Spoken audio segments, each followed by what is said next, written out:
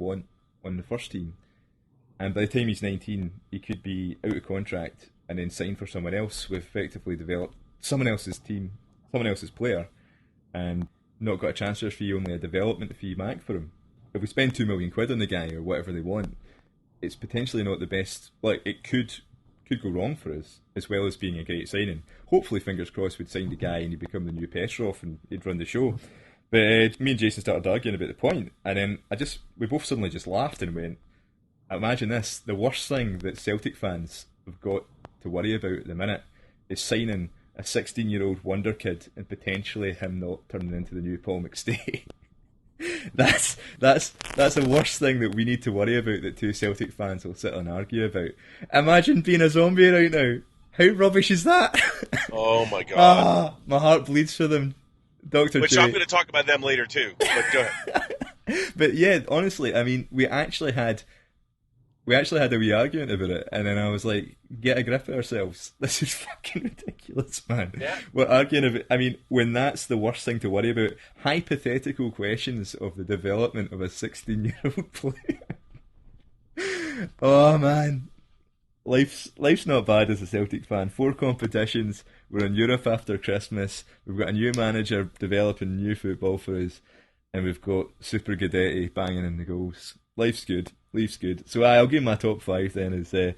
Top 5 is we keep on winning, regardless if you think that we're not scoring enough goals. I think we're playing good football. I'm going to give Stokes some props, because over the last 6 months I've just been giving the guy pelters, and I think he's playing well. If you're going to kick 9 goals in 13 games. Yep. When you kick a player when he's down, you've got to be man enough to respect when he's playing well, and he's just been so much more disciplined and playing infinitely better than he was. He's playing with a lot of confidence and maturity, I think's the right word. Hey, by the way, he's still very, very selfish at times. Aye. I don't think that's going to be coached out of a player entirely, but I think he is getting better with it though. Yeah. Number 2 would just be the great vibe about the club. I think there's a really good vibe. I think some of the animosity and stuff like that's starting to dwindle. I think that we will see some transfer moves in January, and that'll help to show that we're supporting the manager and please a lot of the fans as well. And probably the number 1 top thing that I think needs kudos is Johansson and Brown. The performances that they're both putting in their respective positions have been, that's who we can build around. We've got the guys signed. Yeah. We've got both of them signed to long-term deals in the middle of the park. So happy days. Can't complain with that. So what are your top 5 then? Winning today was number 8 in a row in the league. I'll give you that's boom. That's what'd you say? Said boom. 8 wins boom. In a row. Yeah, 6-point lead. The next thing was Baton for me has really, really, really shown that he's starting to be that, a rock that we also need. He can play with Brown. That's a perfect compliment right there. And also us, not showing up, that we really, really are hurting all that much from not having Mulgrew with us. Yeah. After that, number 3 for me that I'm really, really excited about. Hopefully, and of course now that he went off injured today, or hopefully not too bad.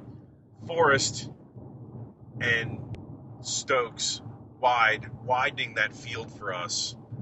That allows us to play all these little games in the middle of the field, and to me, that's been like one of my highlights. And like you said, you kept on flagging this up. Where do you remember when? I don't think Matthews was playing particularly well, like you were saying. Remember we were going through that bad spell and we were playing Effie Ambrose right back, and Forrest wasn't there, and now we've got Stokes and Forrest playing reasonably well, and we've got a wing back playing again, and suddenly everything becomes, it's less flat. It's a lot more. Yeah, more width. You don't have to drive a nail through a board. Yeah. Yeah, I'm fair with enough. you. Aye. Yeah. The other thing would be the number 2 was the fact that Ronnie's interview on Celtic TV I thought was absolutely just flawless. The more he talks, the more I love him. I've always said that. Did I doubt him? No, we were going to give him time, that kind of stuff. Did we have moments of delusion when we were mad? Yes, but did we doubt it? We said, well, give me 6 months. So I'm happy with the way that's going.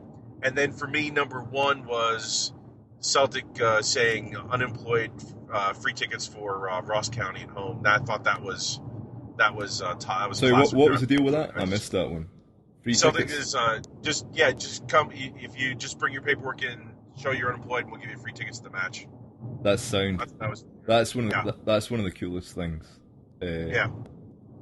So yeah, well, I'm unemployed at the minute, and I'm going to the Ross County game. Maybe I should bring my paperwork in. So Yeah, I think you need to be unemployed in nah, Scotland. I'm only joking. I'm not going to do that. I've already sorted the tickets anyway. So, but yeah, no, I think that's a really nice thing. So I don't think there's many football clubs out there that would do that sort of thing. So here we go. All right, so it's a Christmas special. So as we said, we'll probably try and get a couple of people on the show since it's not just us talking pish all the time. So who do you fancy? We'll try and give Chris a phone. Let's call a Throckmorton. Throckmorton. All right, before we give him a call, why don't you give a brief intro to who Chris is?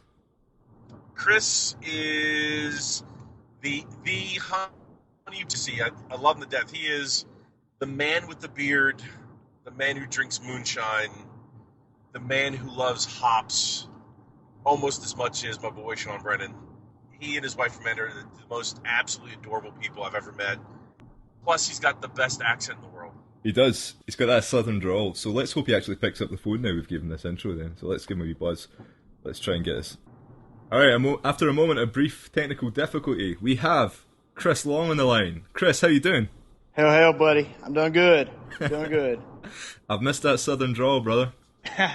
Well, that's the only draw I know. You know, it's that long, easy way of talking. It is indeed, He's man. the only man that can make one syllable into 8. Man, we can do all kinds of stuff. All kinds of Yeah. stuff. Chris, you're lucky you're a married man because the female listeners in Scotland are probably coming their pants right now. Yeah, I mean, you know, when I lived in California for a while, about 10, 15 years ago, everybody that I met, I mean, they wanted to sit here and just talk to me for, you know, no reason whatsoever other than just to hear me talk. So I'm kind of used to it, but I mean, everybody talks like this here, so it's not that big a deal. What's good is though that Chris, for the guys that haven't met you or don't know what you look like, when you hear someone's voice, they don't always look like the person they are in real life. Where I joked to Yampy once from the Beyond the Waves show that if you meet Yampy's this really nice guy who's like quite well dressed and like good dude, and when you hear his voice, he seems like a massive football hooligan, like a big crazy like skinhead, and he's not. Whereas like when I imagine you in my head, I'm thinking of this good old southern boy with a beard, and that's you. It is you. It's like I'm a cartoon character or something. Yeah. Yeah. We got plenty on this show anyway, so more cartoon characters welcome. But yeah, so like, how's life down in Athens, Georgia? Are you getting ready for Christmas? Oh yeah. We actually had a late night last night. We had my company's Christmas party, so we're both kind of dealing with a hangover a little bit. So, but yeah, life is pretty good. Ready for the holidays to be here and get some time off of work and you know, just kind of relax. So it's gonna be good. Chris, why don't you tell us about your introduction to Celtic and how you got into supporting some random football team on the other side of the planet? Well, so I played soccer / football years and years and years ago. I was 6, 7 years old or whatever. And, you know, it hadn't really taken off. This was the mid-'80s.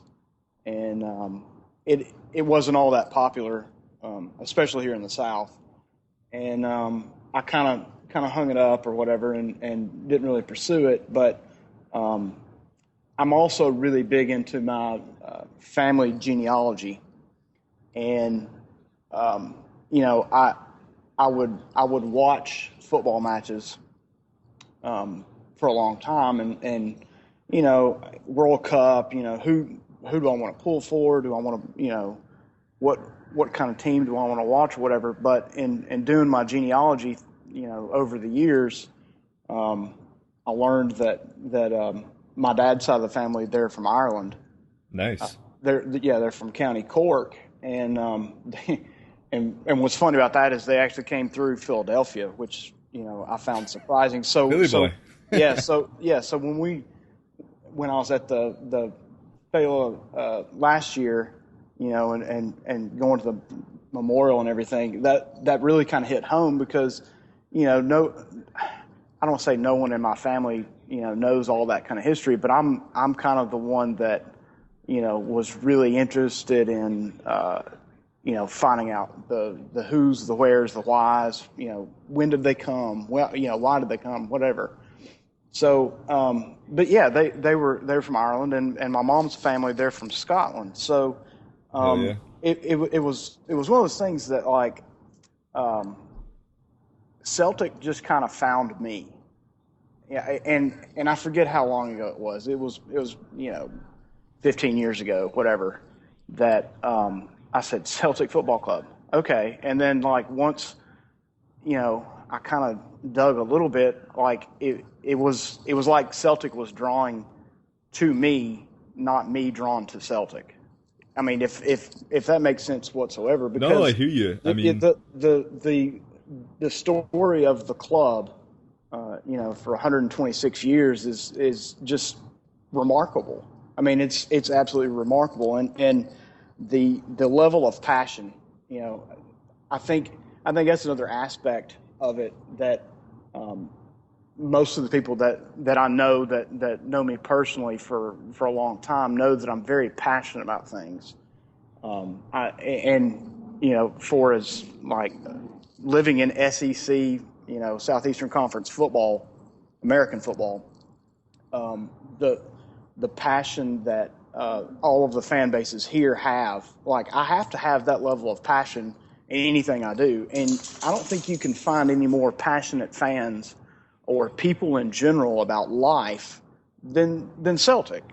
And it's just one of those things that it continually draws me in, and I feel more connected. I mean, I've been on the Celtic Dream Show a number of times, and Big G, like I would have no problem calling him up and being like, hey man, everything okay, everything good, and we're all this big family of brothers and sisters, and we may have never met in person or whatever, but Celtic people will do anything for you, and that's just it's truly a remarkable experience, and I'm so forever grateful for each and every one of you.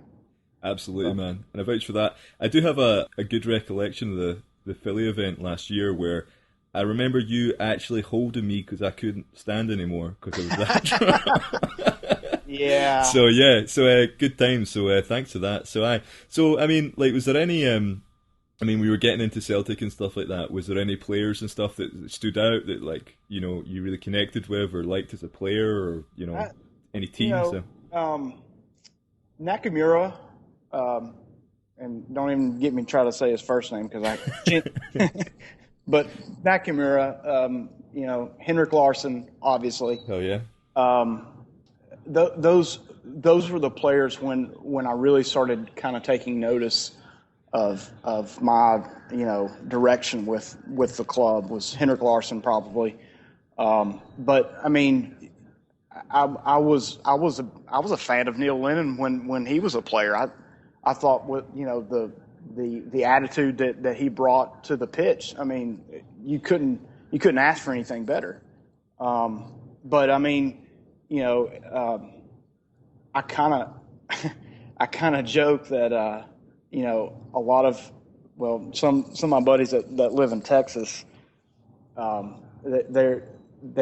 kind of brought them into the Celtic family as well, and my buddy was like, man, I like Key. A few years ago. Yeah. And I was like, why do you like him? He's just like, 'cause man, Key. All right. So I mean, that's kind of like the whole story, but like he liked him as a player, so I was like, all right, fine. So, but yeah, I mean, I'm a big fan of the current team. Actually, I don't think there's a lot of people that I'd have a dislike for playing currently. I think